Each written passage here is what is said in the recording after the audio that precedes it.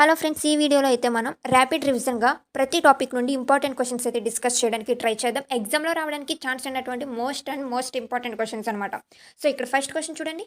Andhra Pradesh high court ప్రధాన న్యాయమూర్తిగా ఎవరు ప్రమాణ స్వీకారం చేశారు? మన ఆంధ్రప్రదేశ్ హైకోర్టుకి ప్రధాన న్యాయమూర్తిగా రీసెంట్గా ప్రమాణం చేసిన వారు జస్టిస్ లీసా గిల్ అనమాట. ఈవిడ ఆంధ్రప్రదేశ్ హైకోర్టు చరిత్రలోని మొట్టమొదటి మహిళా న్యాయమూర్తిగా అయితే ఈవిడ ప్రమాణ స్వీకారం చేశారు. ఈవిడతో ప్రమాణ స్వీకారం చేసింది ఎవరు? మన గవర్నర్ అయినటువంటి ఎస్ అబ్దుల్ నజీర్ గారు అయితే ప్రమాణ స్వీకారం అనేది చేయించారనమాట. ఈవిడ ఇంతకు ముందు అంటే మన ఆంధ్రప్రదేశ్కి న్యాయమూర్తిగా పనిచేయకముందు హర్యానా మరియు పంజాబ్ కోర్టులో అయితే ఈవిడ పనిచేశారు. న్యాయమూర్తిగా అయితే పనిచేయడం అయితే జరిగిందనమాట. నెక్స్ట్ చూడండి, ఇటీవల 2026 నవీకరణల ప్రకారం మార్కాపురం వంటి కొత్త జిల్లాల ఏర్పాటు తర్వాత ఆంధ్రప్రదేశ్లో ఎన్ని జిల్లాలు ఉన్నాయి? మార్కాపురం ఒకటి అండ్ రెండోది వచ్చేసి పోలవరం అనమాట. ఈ రెండు జిల్లాలను అయితే కొత్తగా యాడ్ చేశారు. ఇప్పుడు టోటల్ వచ్చేసి మన ఆంధ్రప్రదేశ్ ఎన్ని జిల్లాలు ఉందంటే 28 అనమాట. స్టార్టింగ్ అసలు 13 జిల్లాలు అనేవి ఉండేవి. తర్వాత 2022లో ఈ జిల్లాల విభజన అనేది అయితే జరిగింది. అప్పుడు ఎన్ని చేశారు? 26 అయితే చేశారు. మళ్ళీ తర్వాత ఇంకా పరిపాలన అనేది ఇంకా సౌలభ్యంగా చేయడం కోసం ఇంకా 2 జిల్లాలని, ఈ పోలవరం మరియు మార్కాపురం రెండింటిని యాడ్ చేశారు. మొత్తం 28 అయితే ఉన్నాయి. వీటి యొక్క ముఖ్య ఉద్దేశం ఏంటి అని అంటే, అలా పునర్విభజన అనేది ప్రజలకు ప్రభుత్వ సేవలను త్వరగా అందించడానికి, అభివృద్ధిని వేగవంతంగా సాధించడానికి అయితే సహాయపడుతుందని జిల్లాలని విభజిస్తున్నారన్నమాట. నెక్స్ట్ క్వశ్చన్ చూడండి. వృత్తిపరమైన అవకాశాల కోసం లింక్డ్ఇన్ యొక్క సిటీస్ ఆన్ ది రైజ్ నివేదికలో ఆంధ్రప్రదేశ్లోని ఏ నగరం అగ్రస్థానాన్ని పొందింది? Which city in Andhra Pradesh topped LinkedIn cities on the rise report for professional opportunity. So ఈ లింక్డ్ఇన్ అనేది ఏంటంటే ఒక జాబ్స్ని పొందేటువంటి ఒక ప్లాట్ఫామ్ అనమాట. దీంట్లో సిటీస్ ఆఫ్ ది రైజ్ అని ఒక నివేదికను అయితే రిలీజ్ చేయడం జరిగింది. దీంట్లో ఆంధ్రప్రదేశ్లో ఉన్న ఏ నగరం ఫస్ట్ స్థానం అగ్రస్థానంలో నిలిచింది అని అంటే విశాఖపట్నం అనమాట. సో విశాఖపట్నం ఐటీ, పారిశ్రామిక, పోర్ట్ మరియు సేవా రంగాల్లో వేగంగా అభివృద్ధి చెందుతుంది. అందువల్ల ఉద్యోగ అవకాశాలు పెరుగుతున్న నగరంగా లింక్డ్ఇన్ నివేదికలో గుర్తింపు అయితే పొందిందనమాట. విశాఖపట్నం సిటీ ఆఫ్ ది డెస్టినీగా కూడా అయితే ప్రసిద్ధి చెందింది. అలాంటి క్వశ్చన్స్ రావడానికి కూడా ఛాన్స్ ఉంటుంది అనమాట. అండ్ 2025-26 ఆర్థిక సంవత్సరంలో ఆంధ్రప్రదేశ్ రాష్ట్ర స్థూల దేశీయోత్పత్తి జిఎస్డిపి ఎంత?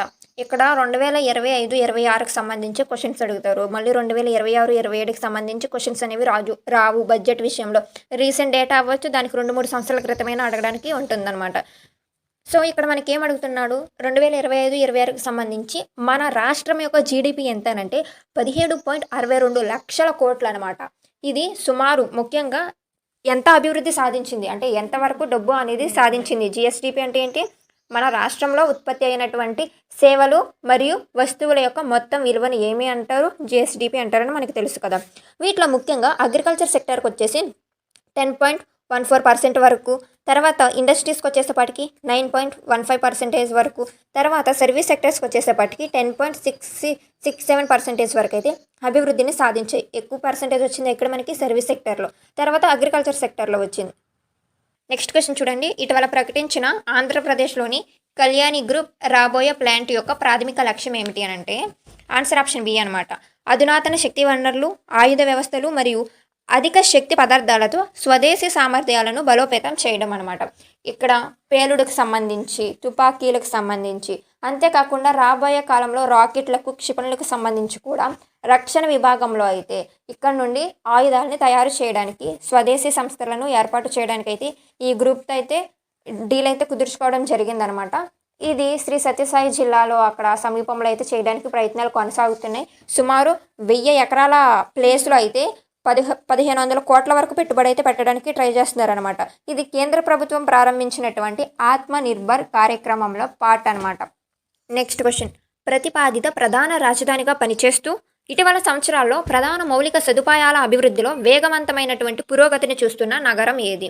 ఒక నగరం అంట రాజధానిగా పనిచేస్తూ మౌలిక సదుపాయాల విషయంలో అభివృద్ధి అనేది వేగంగా జరుగుతుందంట. ఆ నగరం ఏది అన్నది క్వశ్చన్ అడుగుతున్నాడు.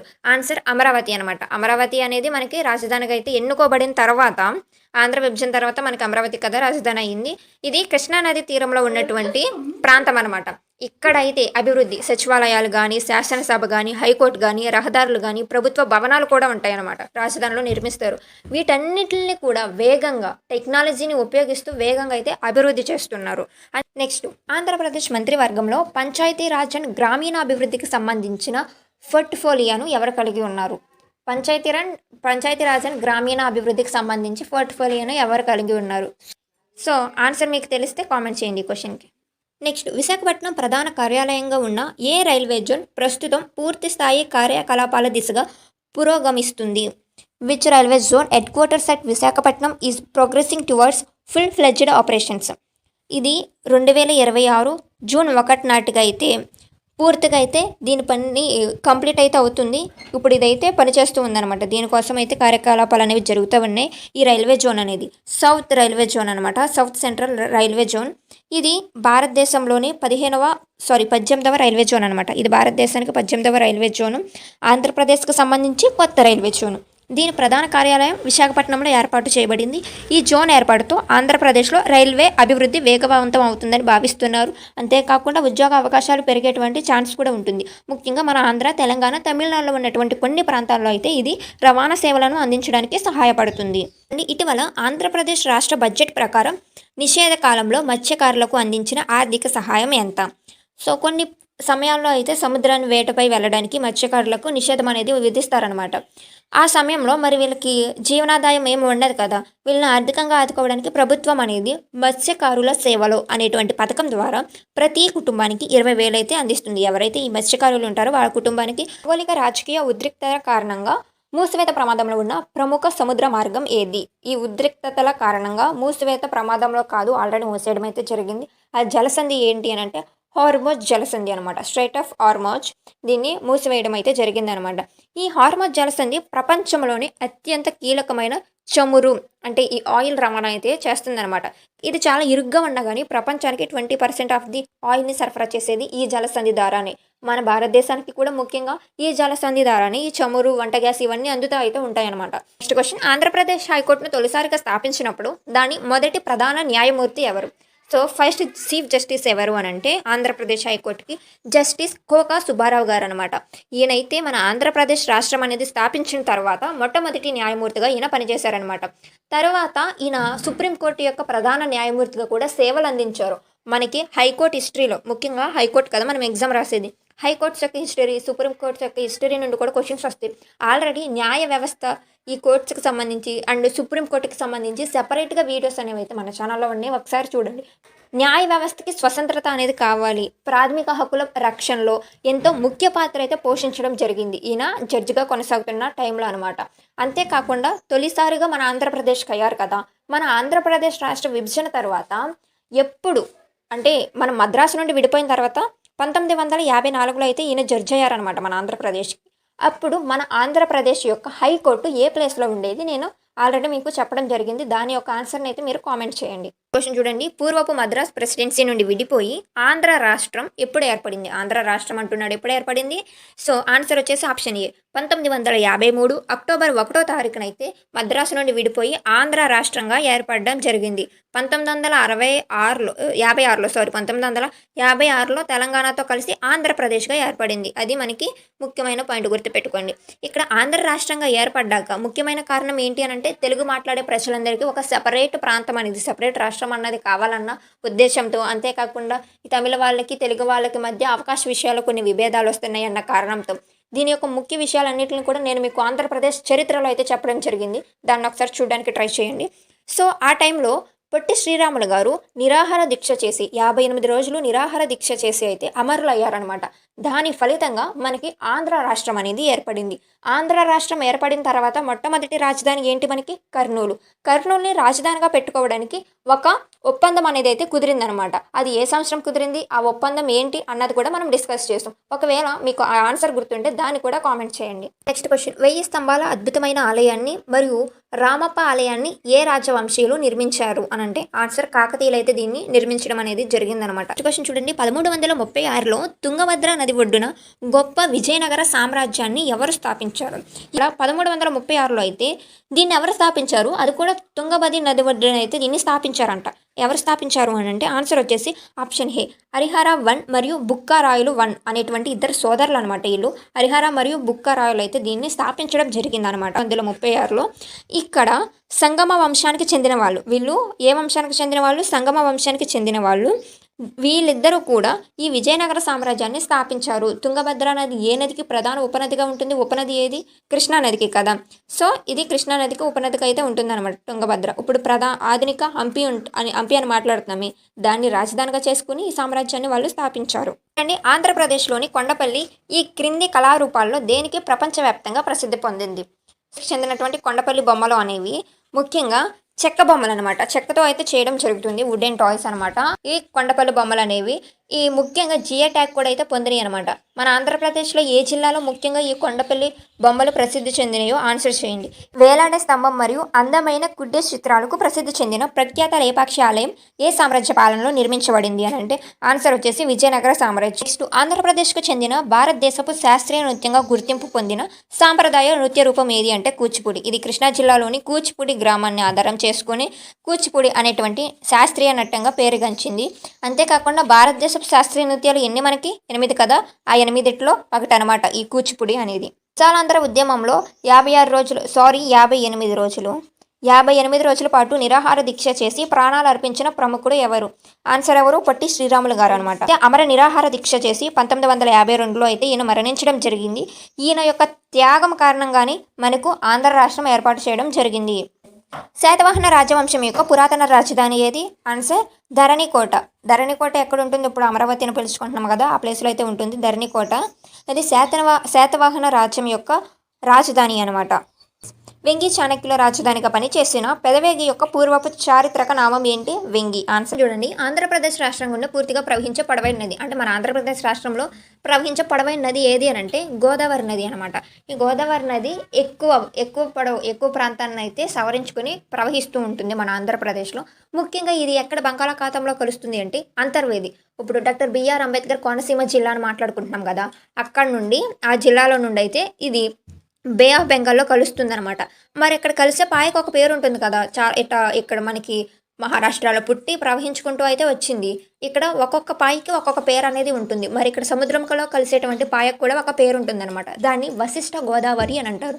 ఆ పాయింట్ కూడా చాలా ఇంపార్టెంట్ అనమాట. పూర్వం దీన్ని జిల్లా విభజనకు ముందు ఏ జిల్లాలో ఉండేది? తూర్పుగోదావరి జిల్లాలో ఉంటుంది.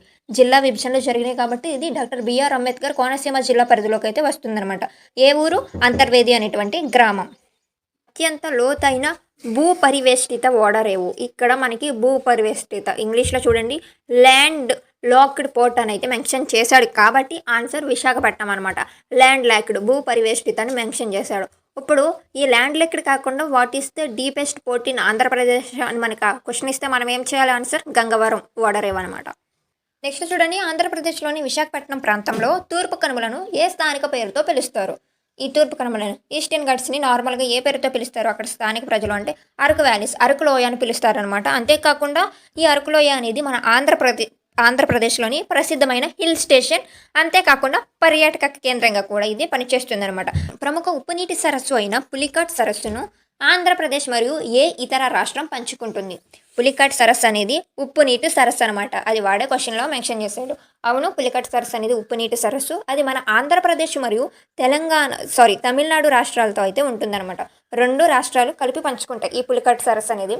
సో ఇది ఉప్పు నీటి సరస్సు. అంతేకాకుండా మన ఆంధ్రప్రదేశ్లో ఇంకో సరస్సు ఉంది, అదేంటి? కొల్లేరు సరస్సు. అది మంచినీటి సరస్సు అనమాట. ఏలూరు, కృష్ణా జిల్లా ఆ సమీపాల్లో అయితే అది ఉంటుంది. అంతేకాకుండా కొల్లేరు సరస్సు అనేది రామ్సన్ గుర్తింపు కూడా అయితే పొందింది.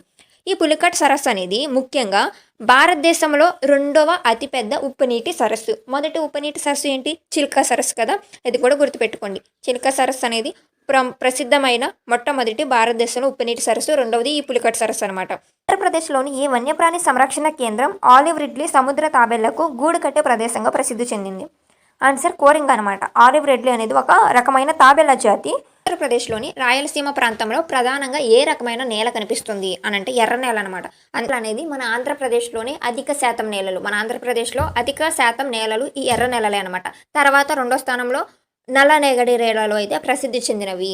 ఇప్పుడు ముఖ్యంగా మన ఒండ్రు నేలలో అని మాట్లాడుకుంటాం కదా, అది కేవలం ఇటు కృష్ణా గోదావరి సమీపాల్లో మాత్రమే, ఈ డెల్టా ప్రాంత సమీపాల్లో మాత్రమే విస్తరించి ఉన్నాయి అనమాట. అవి జస్ట్ ఓన్లీ 5% మాత్రం నేలల వరకు విస్తరించి ఉన్నాయి. అయినా కానీ ఈ 5%లోనే ఎక్కువ వరిని అయితే ప్రొడ్యూస్ చేస్తున్నాయి. దీని కారణంగానే ఎక్కువ వరిని ప్రొడ్యూస్ చేస్తున్న కారణంగా మన ఆంధ్రప్రదేశ్ని ఏమని పిలుస్తారు? అన్నపూర్ణ మరియు వరిగిన్నె అని కూడా పిలుస్తారనమాట. చూడండి, ఆంధ్రప్రదేశ్లోని ప్రసిద్ధ వేసవి విడిది అయిన హార్స్లీ హిల్స్ ఏ జిల్లాలో ఉంది? ఆన్సర్ వచ్చేసి చిత్తూరు జిల్లా అనమాట. దీన్ని ఏమని పిలుస్తారు? ముఖ్యంగా ఆంధ్ర ఊటీ అని కూడా ఈ ప్రదేశాన్ని పిలవడం అనేది అయితే జరుగుతుంది. మన సరిహద్దుకు సమీపంలో కృష్ణా నదిపై ఆంధ్రప్రదేశ్లో నిర్మించిన ప్రాజెక్ట్ ఏది? కృష్ణా నదిపై నిర్మించినటువంటి ప్రాజెక్టు అది తెలంగాణతో బార్డర్ పంచుకుంటుంది అనమాట. ఇది తెలంగాణ, ఇది ఏపీ అనుకుంటే 2 ప్రాజెక్టులు అయితే నిర్మించడం జరిగింది ఇటు తెలంగాణతో. ఒకటి వచ్చేసి శ్రీశైలం ప్రాజెక్ట్ అనమాట. శ్రీశైలం ప్రాజెక్టు ముఖ్యంగా ఇటు పల్నాడు జిల్లాలో మరియు నల్గొండ జిల్లాలో, ఇటు ఏపీలో పల్నాడు జిల్లాలోని, తెలంగాణలోని నల్గొండ జిల్లాలో. ఇంకోటి వచ్చేసి ఇది నాగార్జున శైల్. అంటే మీకు ఆప్షన్స్లో ఏదో ఒకటే ఇస్తాడు. ఒకవేళ ఇలాంటి క్వశ్చన్ ఇస్తే ఇక్కడ నేను 2 అయితే మెన్షన్ చేయడం జరిగింది. ఈ 2 కరెక్ట్ ఆన్సర్స్ అనమాట. ఇంకోటి వచ్చేసి శ్రీశైలం. ఇది ఇక్కడ కర్నూలు, మన ఆంధ్రప్రదేశ్లో కర్నూలుని, తెలంగాణలోని మహబూబ్ నగర్ ఈ సరిహద్దును పంచుకుని 2 ప్రాజెక్టులు కృష్ణా నదిపై నిర్మించడం అనేది జరిగింది. ఈ ప్రాజెక్టులు కూడా ముఖ్యమైనటువంటి నీటిపారుదలలు, వ్యవసాయం కోసం, జల విద్యుత్ ఉత్పత్తి కోసం మరియు త్రాగునీటి సరఫరా కూడా చాలా ముఖ్య పాత్ర పోషిస్తున్నాయి మన 2 తెలుగు రాష్ట్రాల్లో. ఆంధ్రప్రదేశ్లో అత్యంత పొడవైన తీరరేఖ కలిగిన జిల్లా ఏది? ఆన్సర్ శ్రీకాకుళం అనమాట.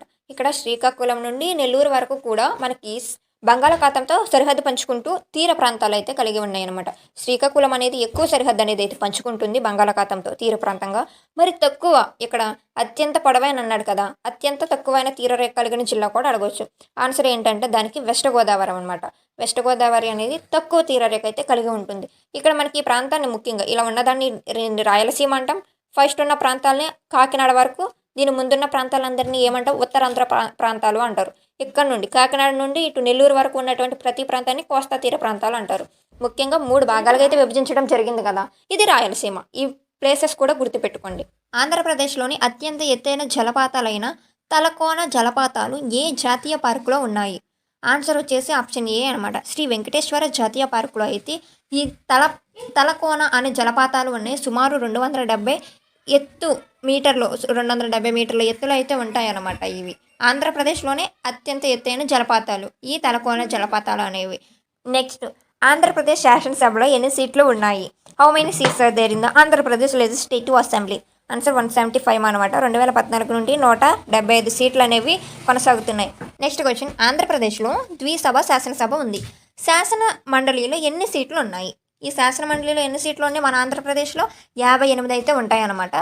భారత రాజ్యాంగంలోని ఏ అధికరణం కింద 2019లో ఆంధ్రప్రదేశ్ హైకోర్టు పునఃస్థాపించబడింది, మళ్ళీ ప్రారంభించబడింది అని అంటే ఆర్టికల్ 214 ప్రకారం అయితే. ఈ ఆర్టికల్ 214 ఏం చెప్తుంది అంటే భారతదేశంలో ఉన్న ప్రతి రాష్ట్రానికి లేదా కేంద్రపాలిత ప్రాంతాలకి ఒక హైకోర్టు అనేది ఉండాలి.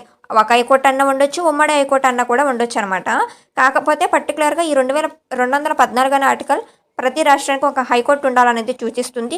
దీని ప్రకారం 2019లోనే కదా మనకి అమరావతిలో హైకోర్టుని స్థాపించడం అంటే ప్రారంభించడానికి పునాదులు అనేవి 2014 విభజన తర్వాత ఆంధ్రప్రదేశ్ రాష్ట్రానికి అంటే నవ్యాంధ్రకు అనమాట. మొట్టమొదటి ముఖ్యమంత్రి ఎవరు? చంద్రబాబు నాయుడు. నెక్స్ట్, ఆంధ్రప్రదేశ్ నుండి లోక్సభకు ఎంతమంది పార్లమెంట్ సభ్యులు ఎంపీలు ఎన్నికవుతారు? సో లోక్సభకు ఎన్నికయ్యే వాళ్ళందరూ ఎవరు? ఎంపీలే ఉంటారనమాట. ఎంతమంది ఉంటారు? 25 మంది అయితే ఉంటారు. వీళ్ళలో 20 మంది వచ్చేసి నార్మల్ కేటగిరీకి సంబంధించినటువంటి వ్యక్తులు. 5 ఎవరు ఉంటారు? పక్క షెడ్యూల్ కులకు, షెడ్యూల్ తెగలకు సంబంధించిన వాళ్ళకి రిజర్వేషన్ కింద 5 అయితే ఉంటారు. మిగిలిన 20 మంది ఏంటో నార్మల్ అన్రిజర్వ్డ్ కేటగిరీ ఎంపీస్ అయితే ఉంటారనమాట. మొత్తం 25. ఆంధ్రప్రదేశ్ రాష్ట్రానికి అడ్వకేట్ జనరల్ను ఎవరు నియమిస్తారు?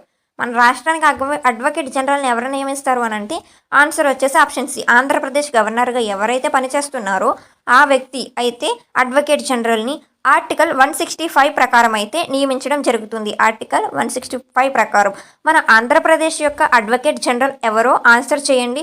అండ్ అంతేకాకుండా మన ఆంధ్రప్రదేశ్ గవర్నర్ ఎవరైనా మాట్లాడుకున్నాం, ఎస్ అబ్దుల్ నజీర్ గారు అయితే మనకి గవర్నర్గా పనిచేస్తున్నారు. క్వశ్చన్ చూడండి, జాతీయ ప్రాజెక్టుగా ప్రకటించబడిన పోలవరం ప్రాజెక్టును ప్రధానంగా ఏ అధికార సంస్థ పర్యవేక్షిస్తుంది? ఆన్సర్ వచ్చేసి ఆప్షన్ డి అనమాట. పోలవరం ప్రాజెక్ట్ అథారిటీ, పీపీఏ అని అంటారు. దీన్ని ఎప్పుడు స్టార్ట్ చేశారు? 2014లో అయితే స్టార్ట్ చేయడం జరిగింది. దీని యొక్క పనులను చూసుకోవడం కానీ, నిర్వహించడం కానీ, దీని బాధ్యతలన్నింటిని కూడా ఈ పీపీఏ అనేది మాత్రమే చూసుకుంటుందన్నమాట. ఈ నెక్స్ట్ క్వశ్చన్ చూడండి, ఆంధ్రప్రదేశ్ మరియు తెలంగాణ మధ్య విద్యుత్ సంస్థ ఉద్యోగాల పంపిణీకి సంబంధించిన వివాదాలను పరిష్కరించేందుకు ఏ కమిటీ ఏర్పాటు చేయబడిందంటే answer option B. Justice DM Dharmadhikari కమిటీని అయితే ఏర్పాటు చేశారు. ఆంధ్రప్రదేశ్ పంచాయతీరాజ్ సందర్భంలో 3 అంచెల పంచాయతీ రాజ్ వ్యవస్థలో మధ్య అంచె ఏది? ఇక్కడ ఆంధ్రప్రదేశ్ యొక్క పంచాయతీ రాజ్ అనేది 3 దశలుగా 3 అంచెలుగా అయితే పనిచేస్తుందంట. ఆ 3 అంచెల్లో మధ్యలో ఉన్నది ఏది అన్నది క్వశ్చన్ అడిగాడు. ఫస్ట్ వచ్చేసి మనకి గ్రామ పంచాయతీ అనేది పనిచేస్తుంది. తర్వాత వచ్చేసి మండల పంచాయతీ అనేది ఉంటుంది. తర్వాత వచ్చేసి జిల్లా పరిషత్ అనేది ఉంటుందన్నమాట. ఈ మూడిట్లో మధ్యలో ఏది ఉంది మనకి? మండల పరిషత్ కదా.